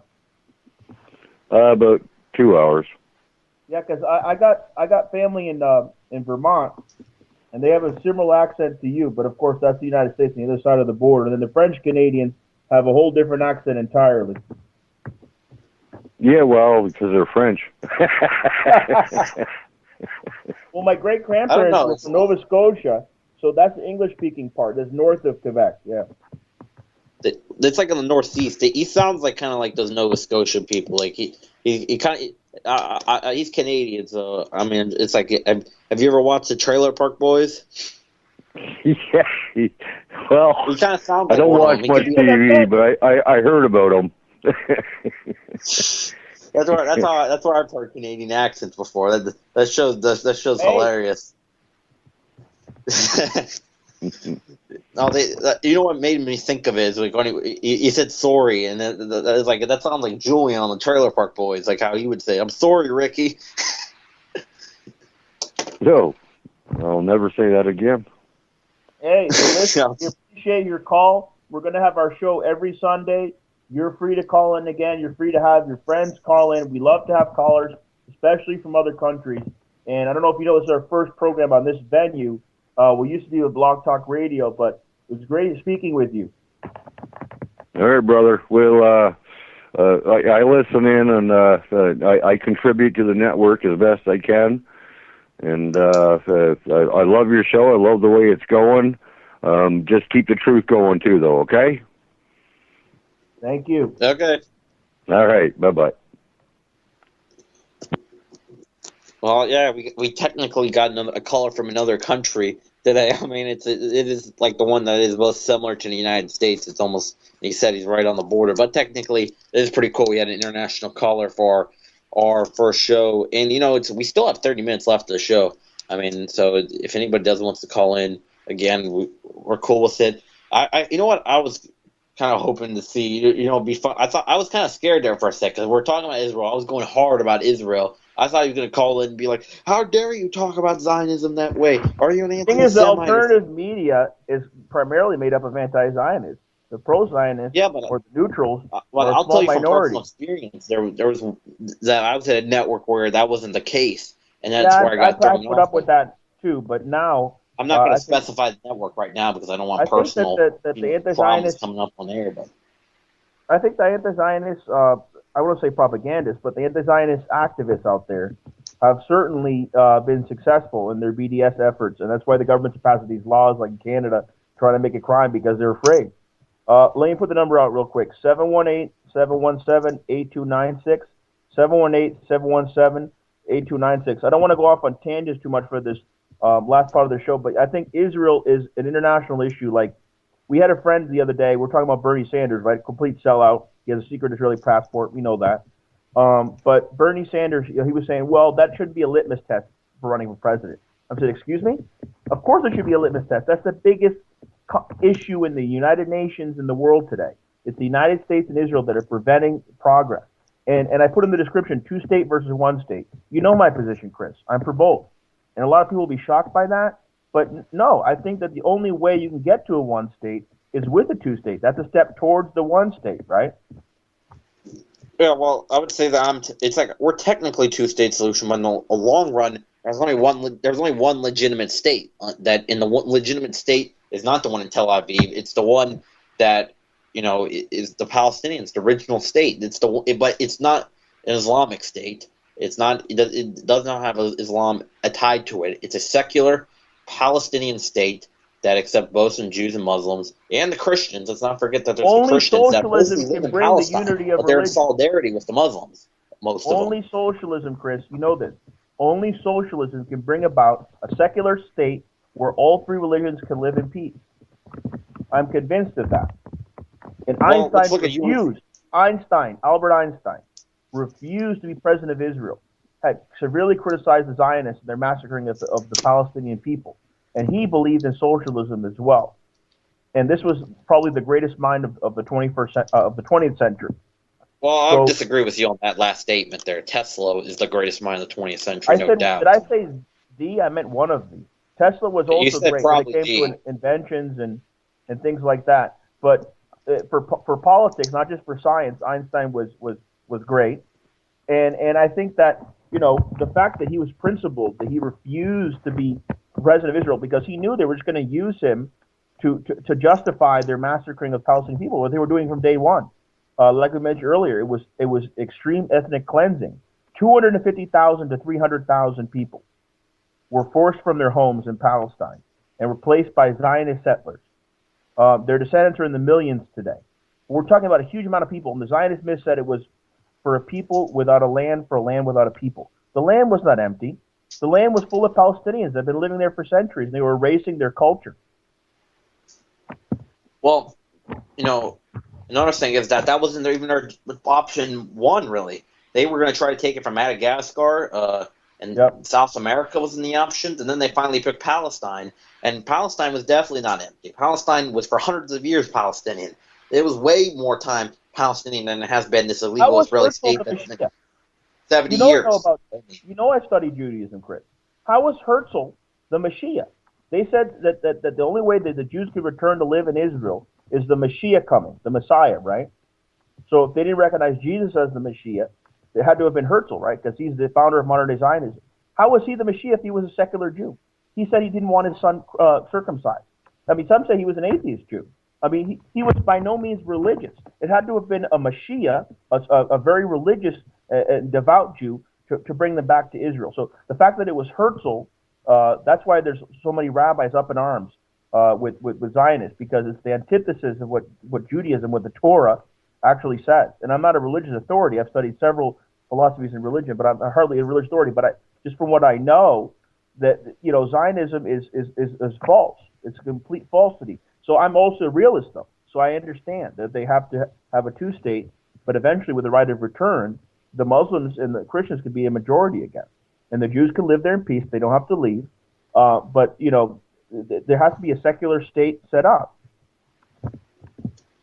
And what's another example of socialism working to bring many different people in one land, together with Yugoslavia. And people are going to say shit about how Tito was supposedly a bad leader or whatever, when there's no record that genocides were committed after Tito was in power. When Tito was in power, it was a really peaceful time, very free. It was, people enjoyed equality like, very few countries had. And really, in a way, a way, it took the ideas of the Bolshevik Revolution and what had happened in the Soviet Union and made it a 2.0 and made a better version. It's like it was like it was an improvement on what had happened in the Soviet Talking Union. about when you say Bolshevik, bringing together many different peoples into one country under socialism, they did it better. It's very important to stress, Chris, that when we say Bolshevik, we're not talking about Stalinism. We're talking about the early days of the Soviet Union. Well, the old Bolsheviks, yeah, and not Stalin and the other traitors like Molotov or whatever that worked with Stalin to make that's what the Soviet Union. I wouldn't even consider that. That shouldn't. It is Soviet history, unfortunately, but it's not. It's not representative of what Stalin it was founded on. sabotaged the Spanish Revolution, and Orwell knew that well. As a matter of fact, Orwell was a fugitive from the law in Spain thanks to orders from Stalin, because he was trying to go after all the members of the international brigades that were actually fighting the fascists. And then afterwards, in 1939, he made a pact with Hitler, of all people. Now, I'm not saying it's the same ideology, but certainly there was interest that both Stalin and Hitler shared. Well, they sabotaged a socialist revolution, and inside it pretty much had, in a way, took an aside with the fascists, in that Spanish, the Spanish Revolution, and also, in a way, what had happened, how Stalin got the power was not by the wishes of Lenin or Trotsky. Of course, Trotsky was supposed to be the one in power, but there was practically a political coup that took place in 1924 after the events that happened earlier in the year. In January of 1924, Vladimir Lenin, well, not suddenly, but he died kind of unexpectedly, because they didn't know what, but they didn't really, they all kind of scrambled and they put Stalin in charge. But it was, the thing is that they completely ignored that he had a testament and that Trotsky was named. Lenin appointed Stalin. Lenin appointed Stalin, and he regretted it, and he warned the Bolsheviks that Stalin should no longer be in power. But by then it was too late. Stalin had consolidated a lot of power. Russia was weak. It just went through a civil war. It was under blockade by several nations, including the United States. So all the conditions were there for a tyranny to take over, like Napoleon with the French Revolution. So if Trotsky had taken over, as we know from Lenin's will, that's what he wanted, it would have been a different story. Well, yeah, he wanted for the succession of power. Trotsky was supposed to be one to take power. However,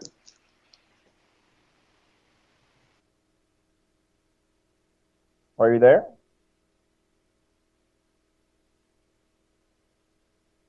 Chris?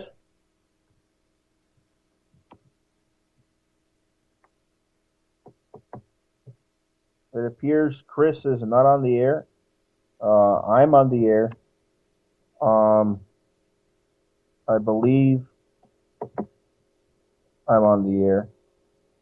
Somebody write me if I'm on the air. I'm typing in, am I on the air?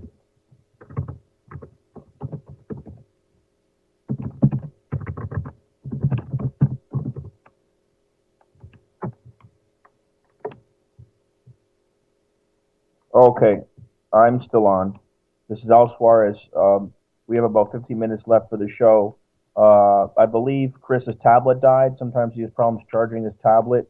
Hopefully next Sunday it'll be fully charged and we'll be all set for the full 2-hour show. Actually, I believe Chris is calling back in. They're going to let him in.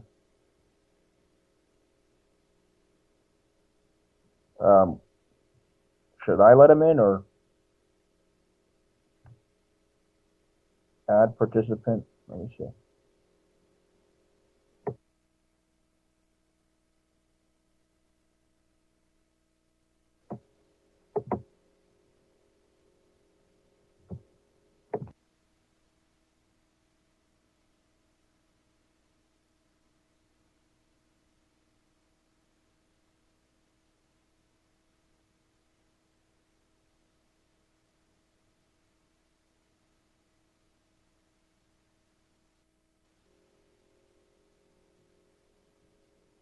I believe Chris is on. Am I on?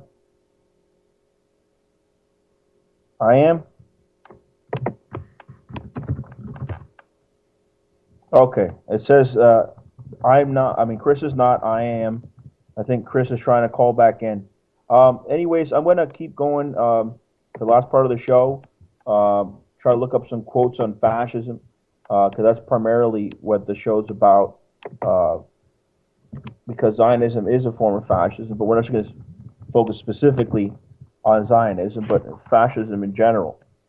So let me look up some more quotes here. Trotsky wrote a book early on when the fascist movement first came out.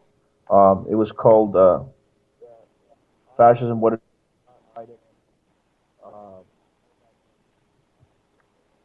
Wait, does I have a caller? Okay, you're on the air, I believe. Go ahead. Hi, Chris from Canada. Just calling in to bail you out. Like you lost your main guy. Oh, I lost the other Chris, right? Yeah. Well, actually, the movie The Trotsky was a Canadian film. Have you seen that? Well, Trotsky got ice picked in Canada. No, he was ice picked in Mexico. But there was a movie, a comedy, a satirical political satire with a Canadian actor, and it was a Canadian-made movie, and it was called The Trotsky, and it was about a student who was convinced he was the reincarnation of Trotsky. It came out a couple years ago. Did you see it? No, I missed that one. Right, because I was just about to get into the book he wrote on fascism, because he was quite prophetic in his political thinking at that time. I was going to look up a quote real quick. We got about 50 minutes left of the show.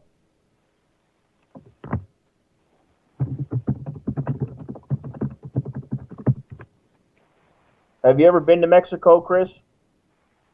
No, I can't get across the United States border, let alone into Mexico.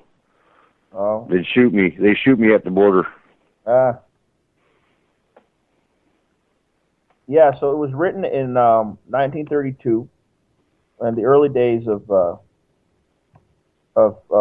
fascism. A lot of people were underestimating fascism. They didn't see the dangers of it. They didn't see the will to fight it. They saw it as another form of capitalism, and capitalism was unfortunately accepted at that time, not so much as it is today. So there's extracts here. I believe it was a letter that Trotsky wrote, an English comrade from England. It says, "What is fascism? The name originated in Italy. Were all the forms of counter-revolutionary dictatorship fascist or not? This is to say, prior to the advent of fascism in Italy, the former dictatorship in Spain of Primo de Rivera, 1923-1930, is called a fascist dictatorship by the Comintern. Is this correct or not? We believe that is incorrect. The fascist movement in Italy was a spontaneous movement of large masses with new leaders from the rank and file. It is a plebeian movement in origin, directed and financed by big capitalist powers. It is issued forth from the petty bourgeoisie, the slum proletariat, and to a certain extent from the proletarian masses. Mussolini, a former socialist, is a self-made man arising from this movement. Self-made in quotation. Primo de Rivera was an aristocrat. He occupied a high military and bureaucratic post and was chief governor of Catalonia. He accomplished his overthrow with the aid of state and military forces. The dictatorship of Spain and Italy are two totally different forms of dictatorship. It is necessary to distinguish between them. Mussolini had difficulty in reconciling many old military institutions with the fascist militia. This problem did not exist for Primo de Rivera. The movement in Germany is analogous mostly to the Italian. It is a mass movement with its leaders employing a great deal of socialist demagogy. That this is necessary for the creation of the mass movement. The genuine basis for fascism is the petty bourgeoisie, and Italy has a very large base, the petty bourgeoisie of the towns and cities, and the peasantry. In Germany, likewise, there is a large base for fascism.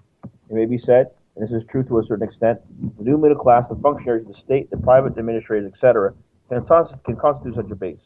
But this is a new question that must be analyzed. In order to be capable of foreseeing anything with regard to fascism, it is necessary to have a definition of that idea.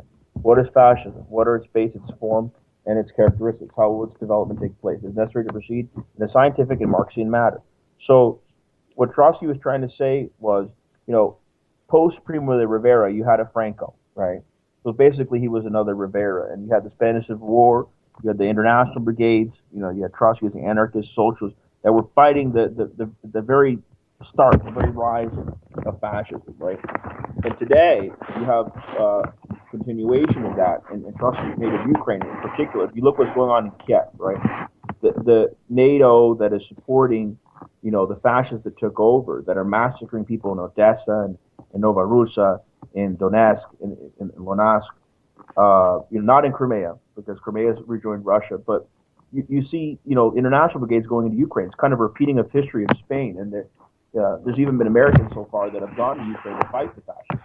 If I had the means, I'd love to travel there as well, and introduce people. But in Ukraine today, you see a lot of the same thing, and of course, the Zionists are allied with the fascists in Ukraine. They're supporting them in secret because a lot of these fascists are openly anti-Semitic, but they're willing to work with Zionists to fight Russian culture in Ukraine and to have a supremacy in Ukraine backed by NATO. And eventually they want to join the EU and become part of NATO at the borders of Russia, which could provoke a World War III scenario.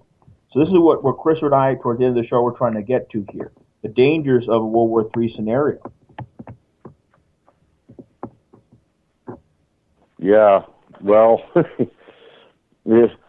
I don't know. I'm not sure if that's going to happen. There's a lot of people that are saying that it's going to be set up and go that way. But myself personally, I don't know if they want to go that far and push a third world war. It's an even bigger threat than the environmental disaster, which is a very big threat. But if you look at they're doing that all around us. Huh? They're doing that all around us. Environmental threats.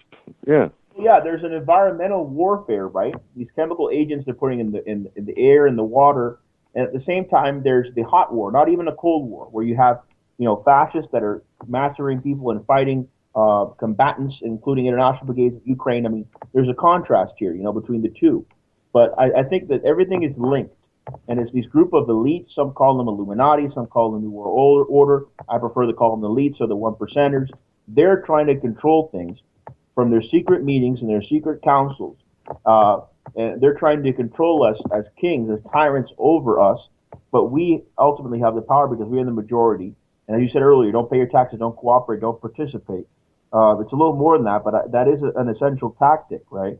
To refuse to cooperate more with that system. And that's a technique that Gandhi had done as well. Chris typed that he's back. I don't quite hear his voice. Are you there, Chris? Yeah, he's typing, he's back. He might want to put some input. I don't think his voice can come in now for the last few minutes quite yet. But we'll see. You're back? Well, if Chris is in, I'll jump out, guys. My tablet died. Are you in, Chris? Yeah, I'm back. Okay, I'll jump out. I'll listen on the air. That's what it was. Did you just get kidnapped by Zionists, Chris? Yeah, there was this black van, and then all of a sudden this guy named Shaman came out of the van, and then all of a sudden... Shimon Elliott? You mean El Baghdadi from ISIS? He's a Mossad agent. Yeah, I met Shaman Elliott, and all of a sudden he said, he gave me a little application form. I was like, why did it say ISIS on the top? He was like, oh, sorry, wrong one. This is supposed to be from Mossad. I'm not supposed to reveal that to you. Oh, man. Yeah. So, to be honest, I think ISIS is out of control. I think Al-Qaeda got out of control. Those that say that they control them up till today, that's not true. Now, did they initiate them? Did they help create them, invent them, facilitate their entrance into Syria? Absolutely.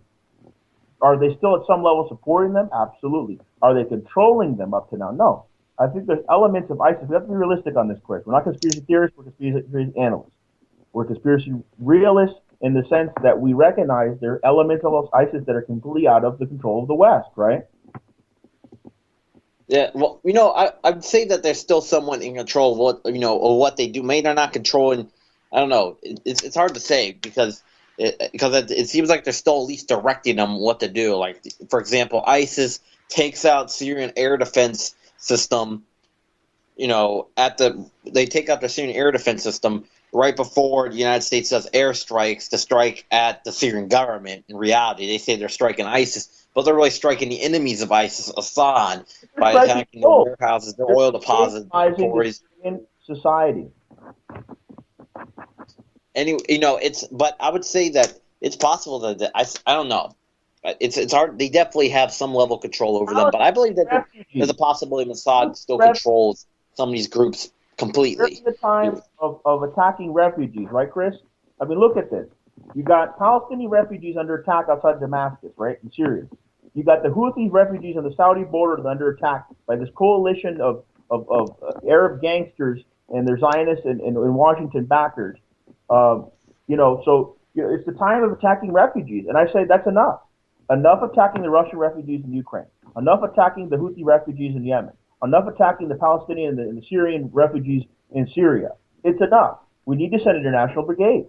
There has been internationalists that have fought alongside the Kurds, as there are internationalists fighting alongside the anti-fascists in Ukraine. But we need more of that, like in the time of Spain, in the time of Orwell. We need to send international brigades to defend these people. There's no other way. It's not just informing people of stuff, you know? Remember Roman, Chris? Roman was on his way, because he's originally from Russia, and he lives in the United States. He was on his way to fight with the anti-fascists in Ukraine. And then he was stopped, he was set up, he was in prison. We know the story. But there's countless Americans and others that are willing to go and fight, and I think that's the only way.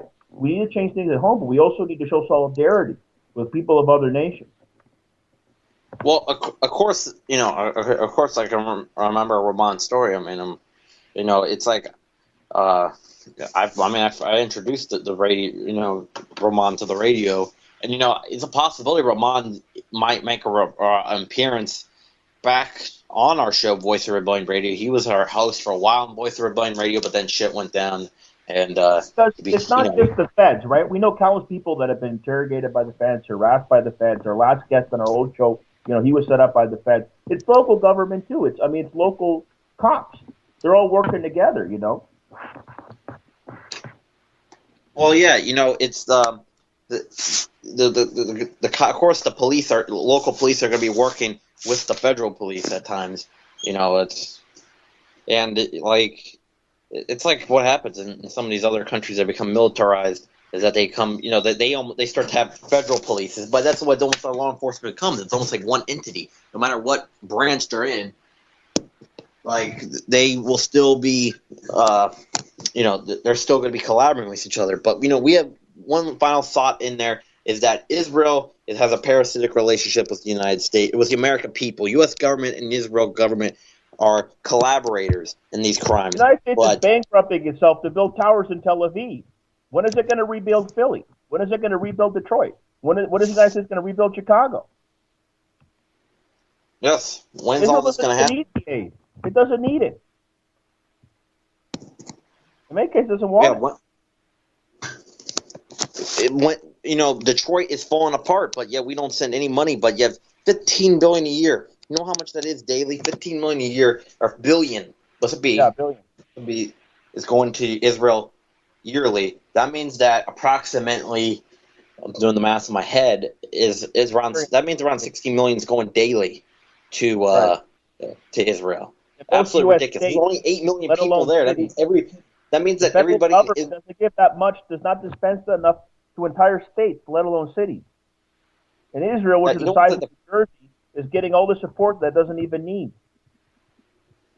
That's why a lot of the Arab world hates us, because they know the extent of the aid the U.S. government is giving Israel to massacre the Palestinian people every day. Wow, a lot of the people around the world are very upset of the actions of what the empire has done, what has DC done, what's the collaboration of Tel Aviv and Riyadh, the real axis of evil. Saudi Arabia are united with the Israelis. They're working together. The Israelis sent the neutron bomb to Yemen. They helped the Saudis. They're after Yemen as well, not just Gaza, not just Palestine.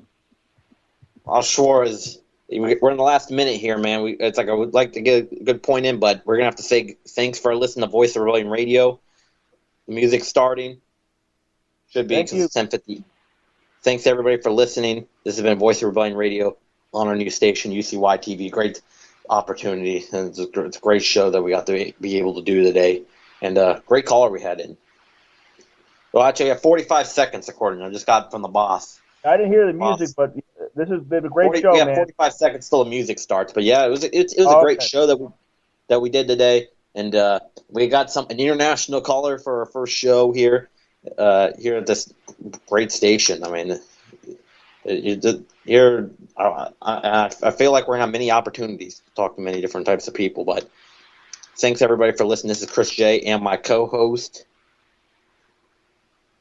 Adios. Adios. Sí.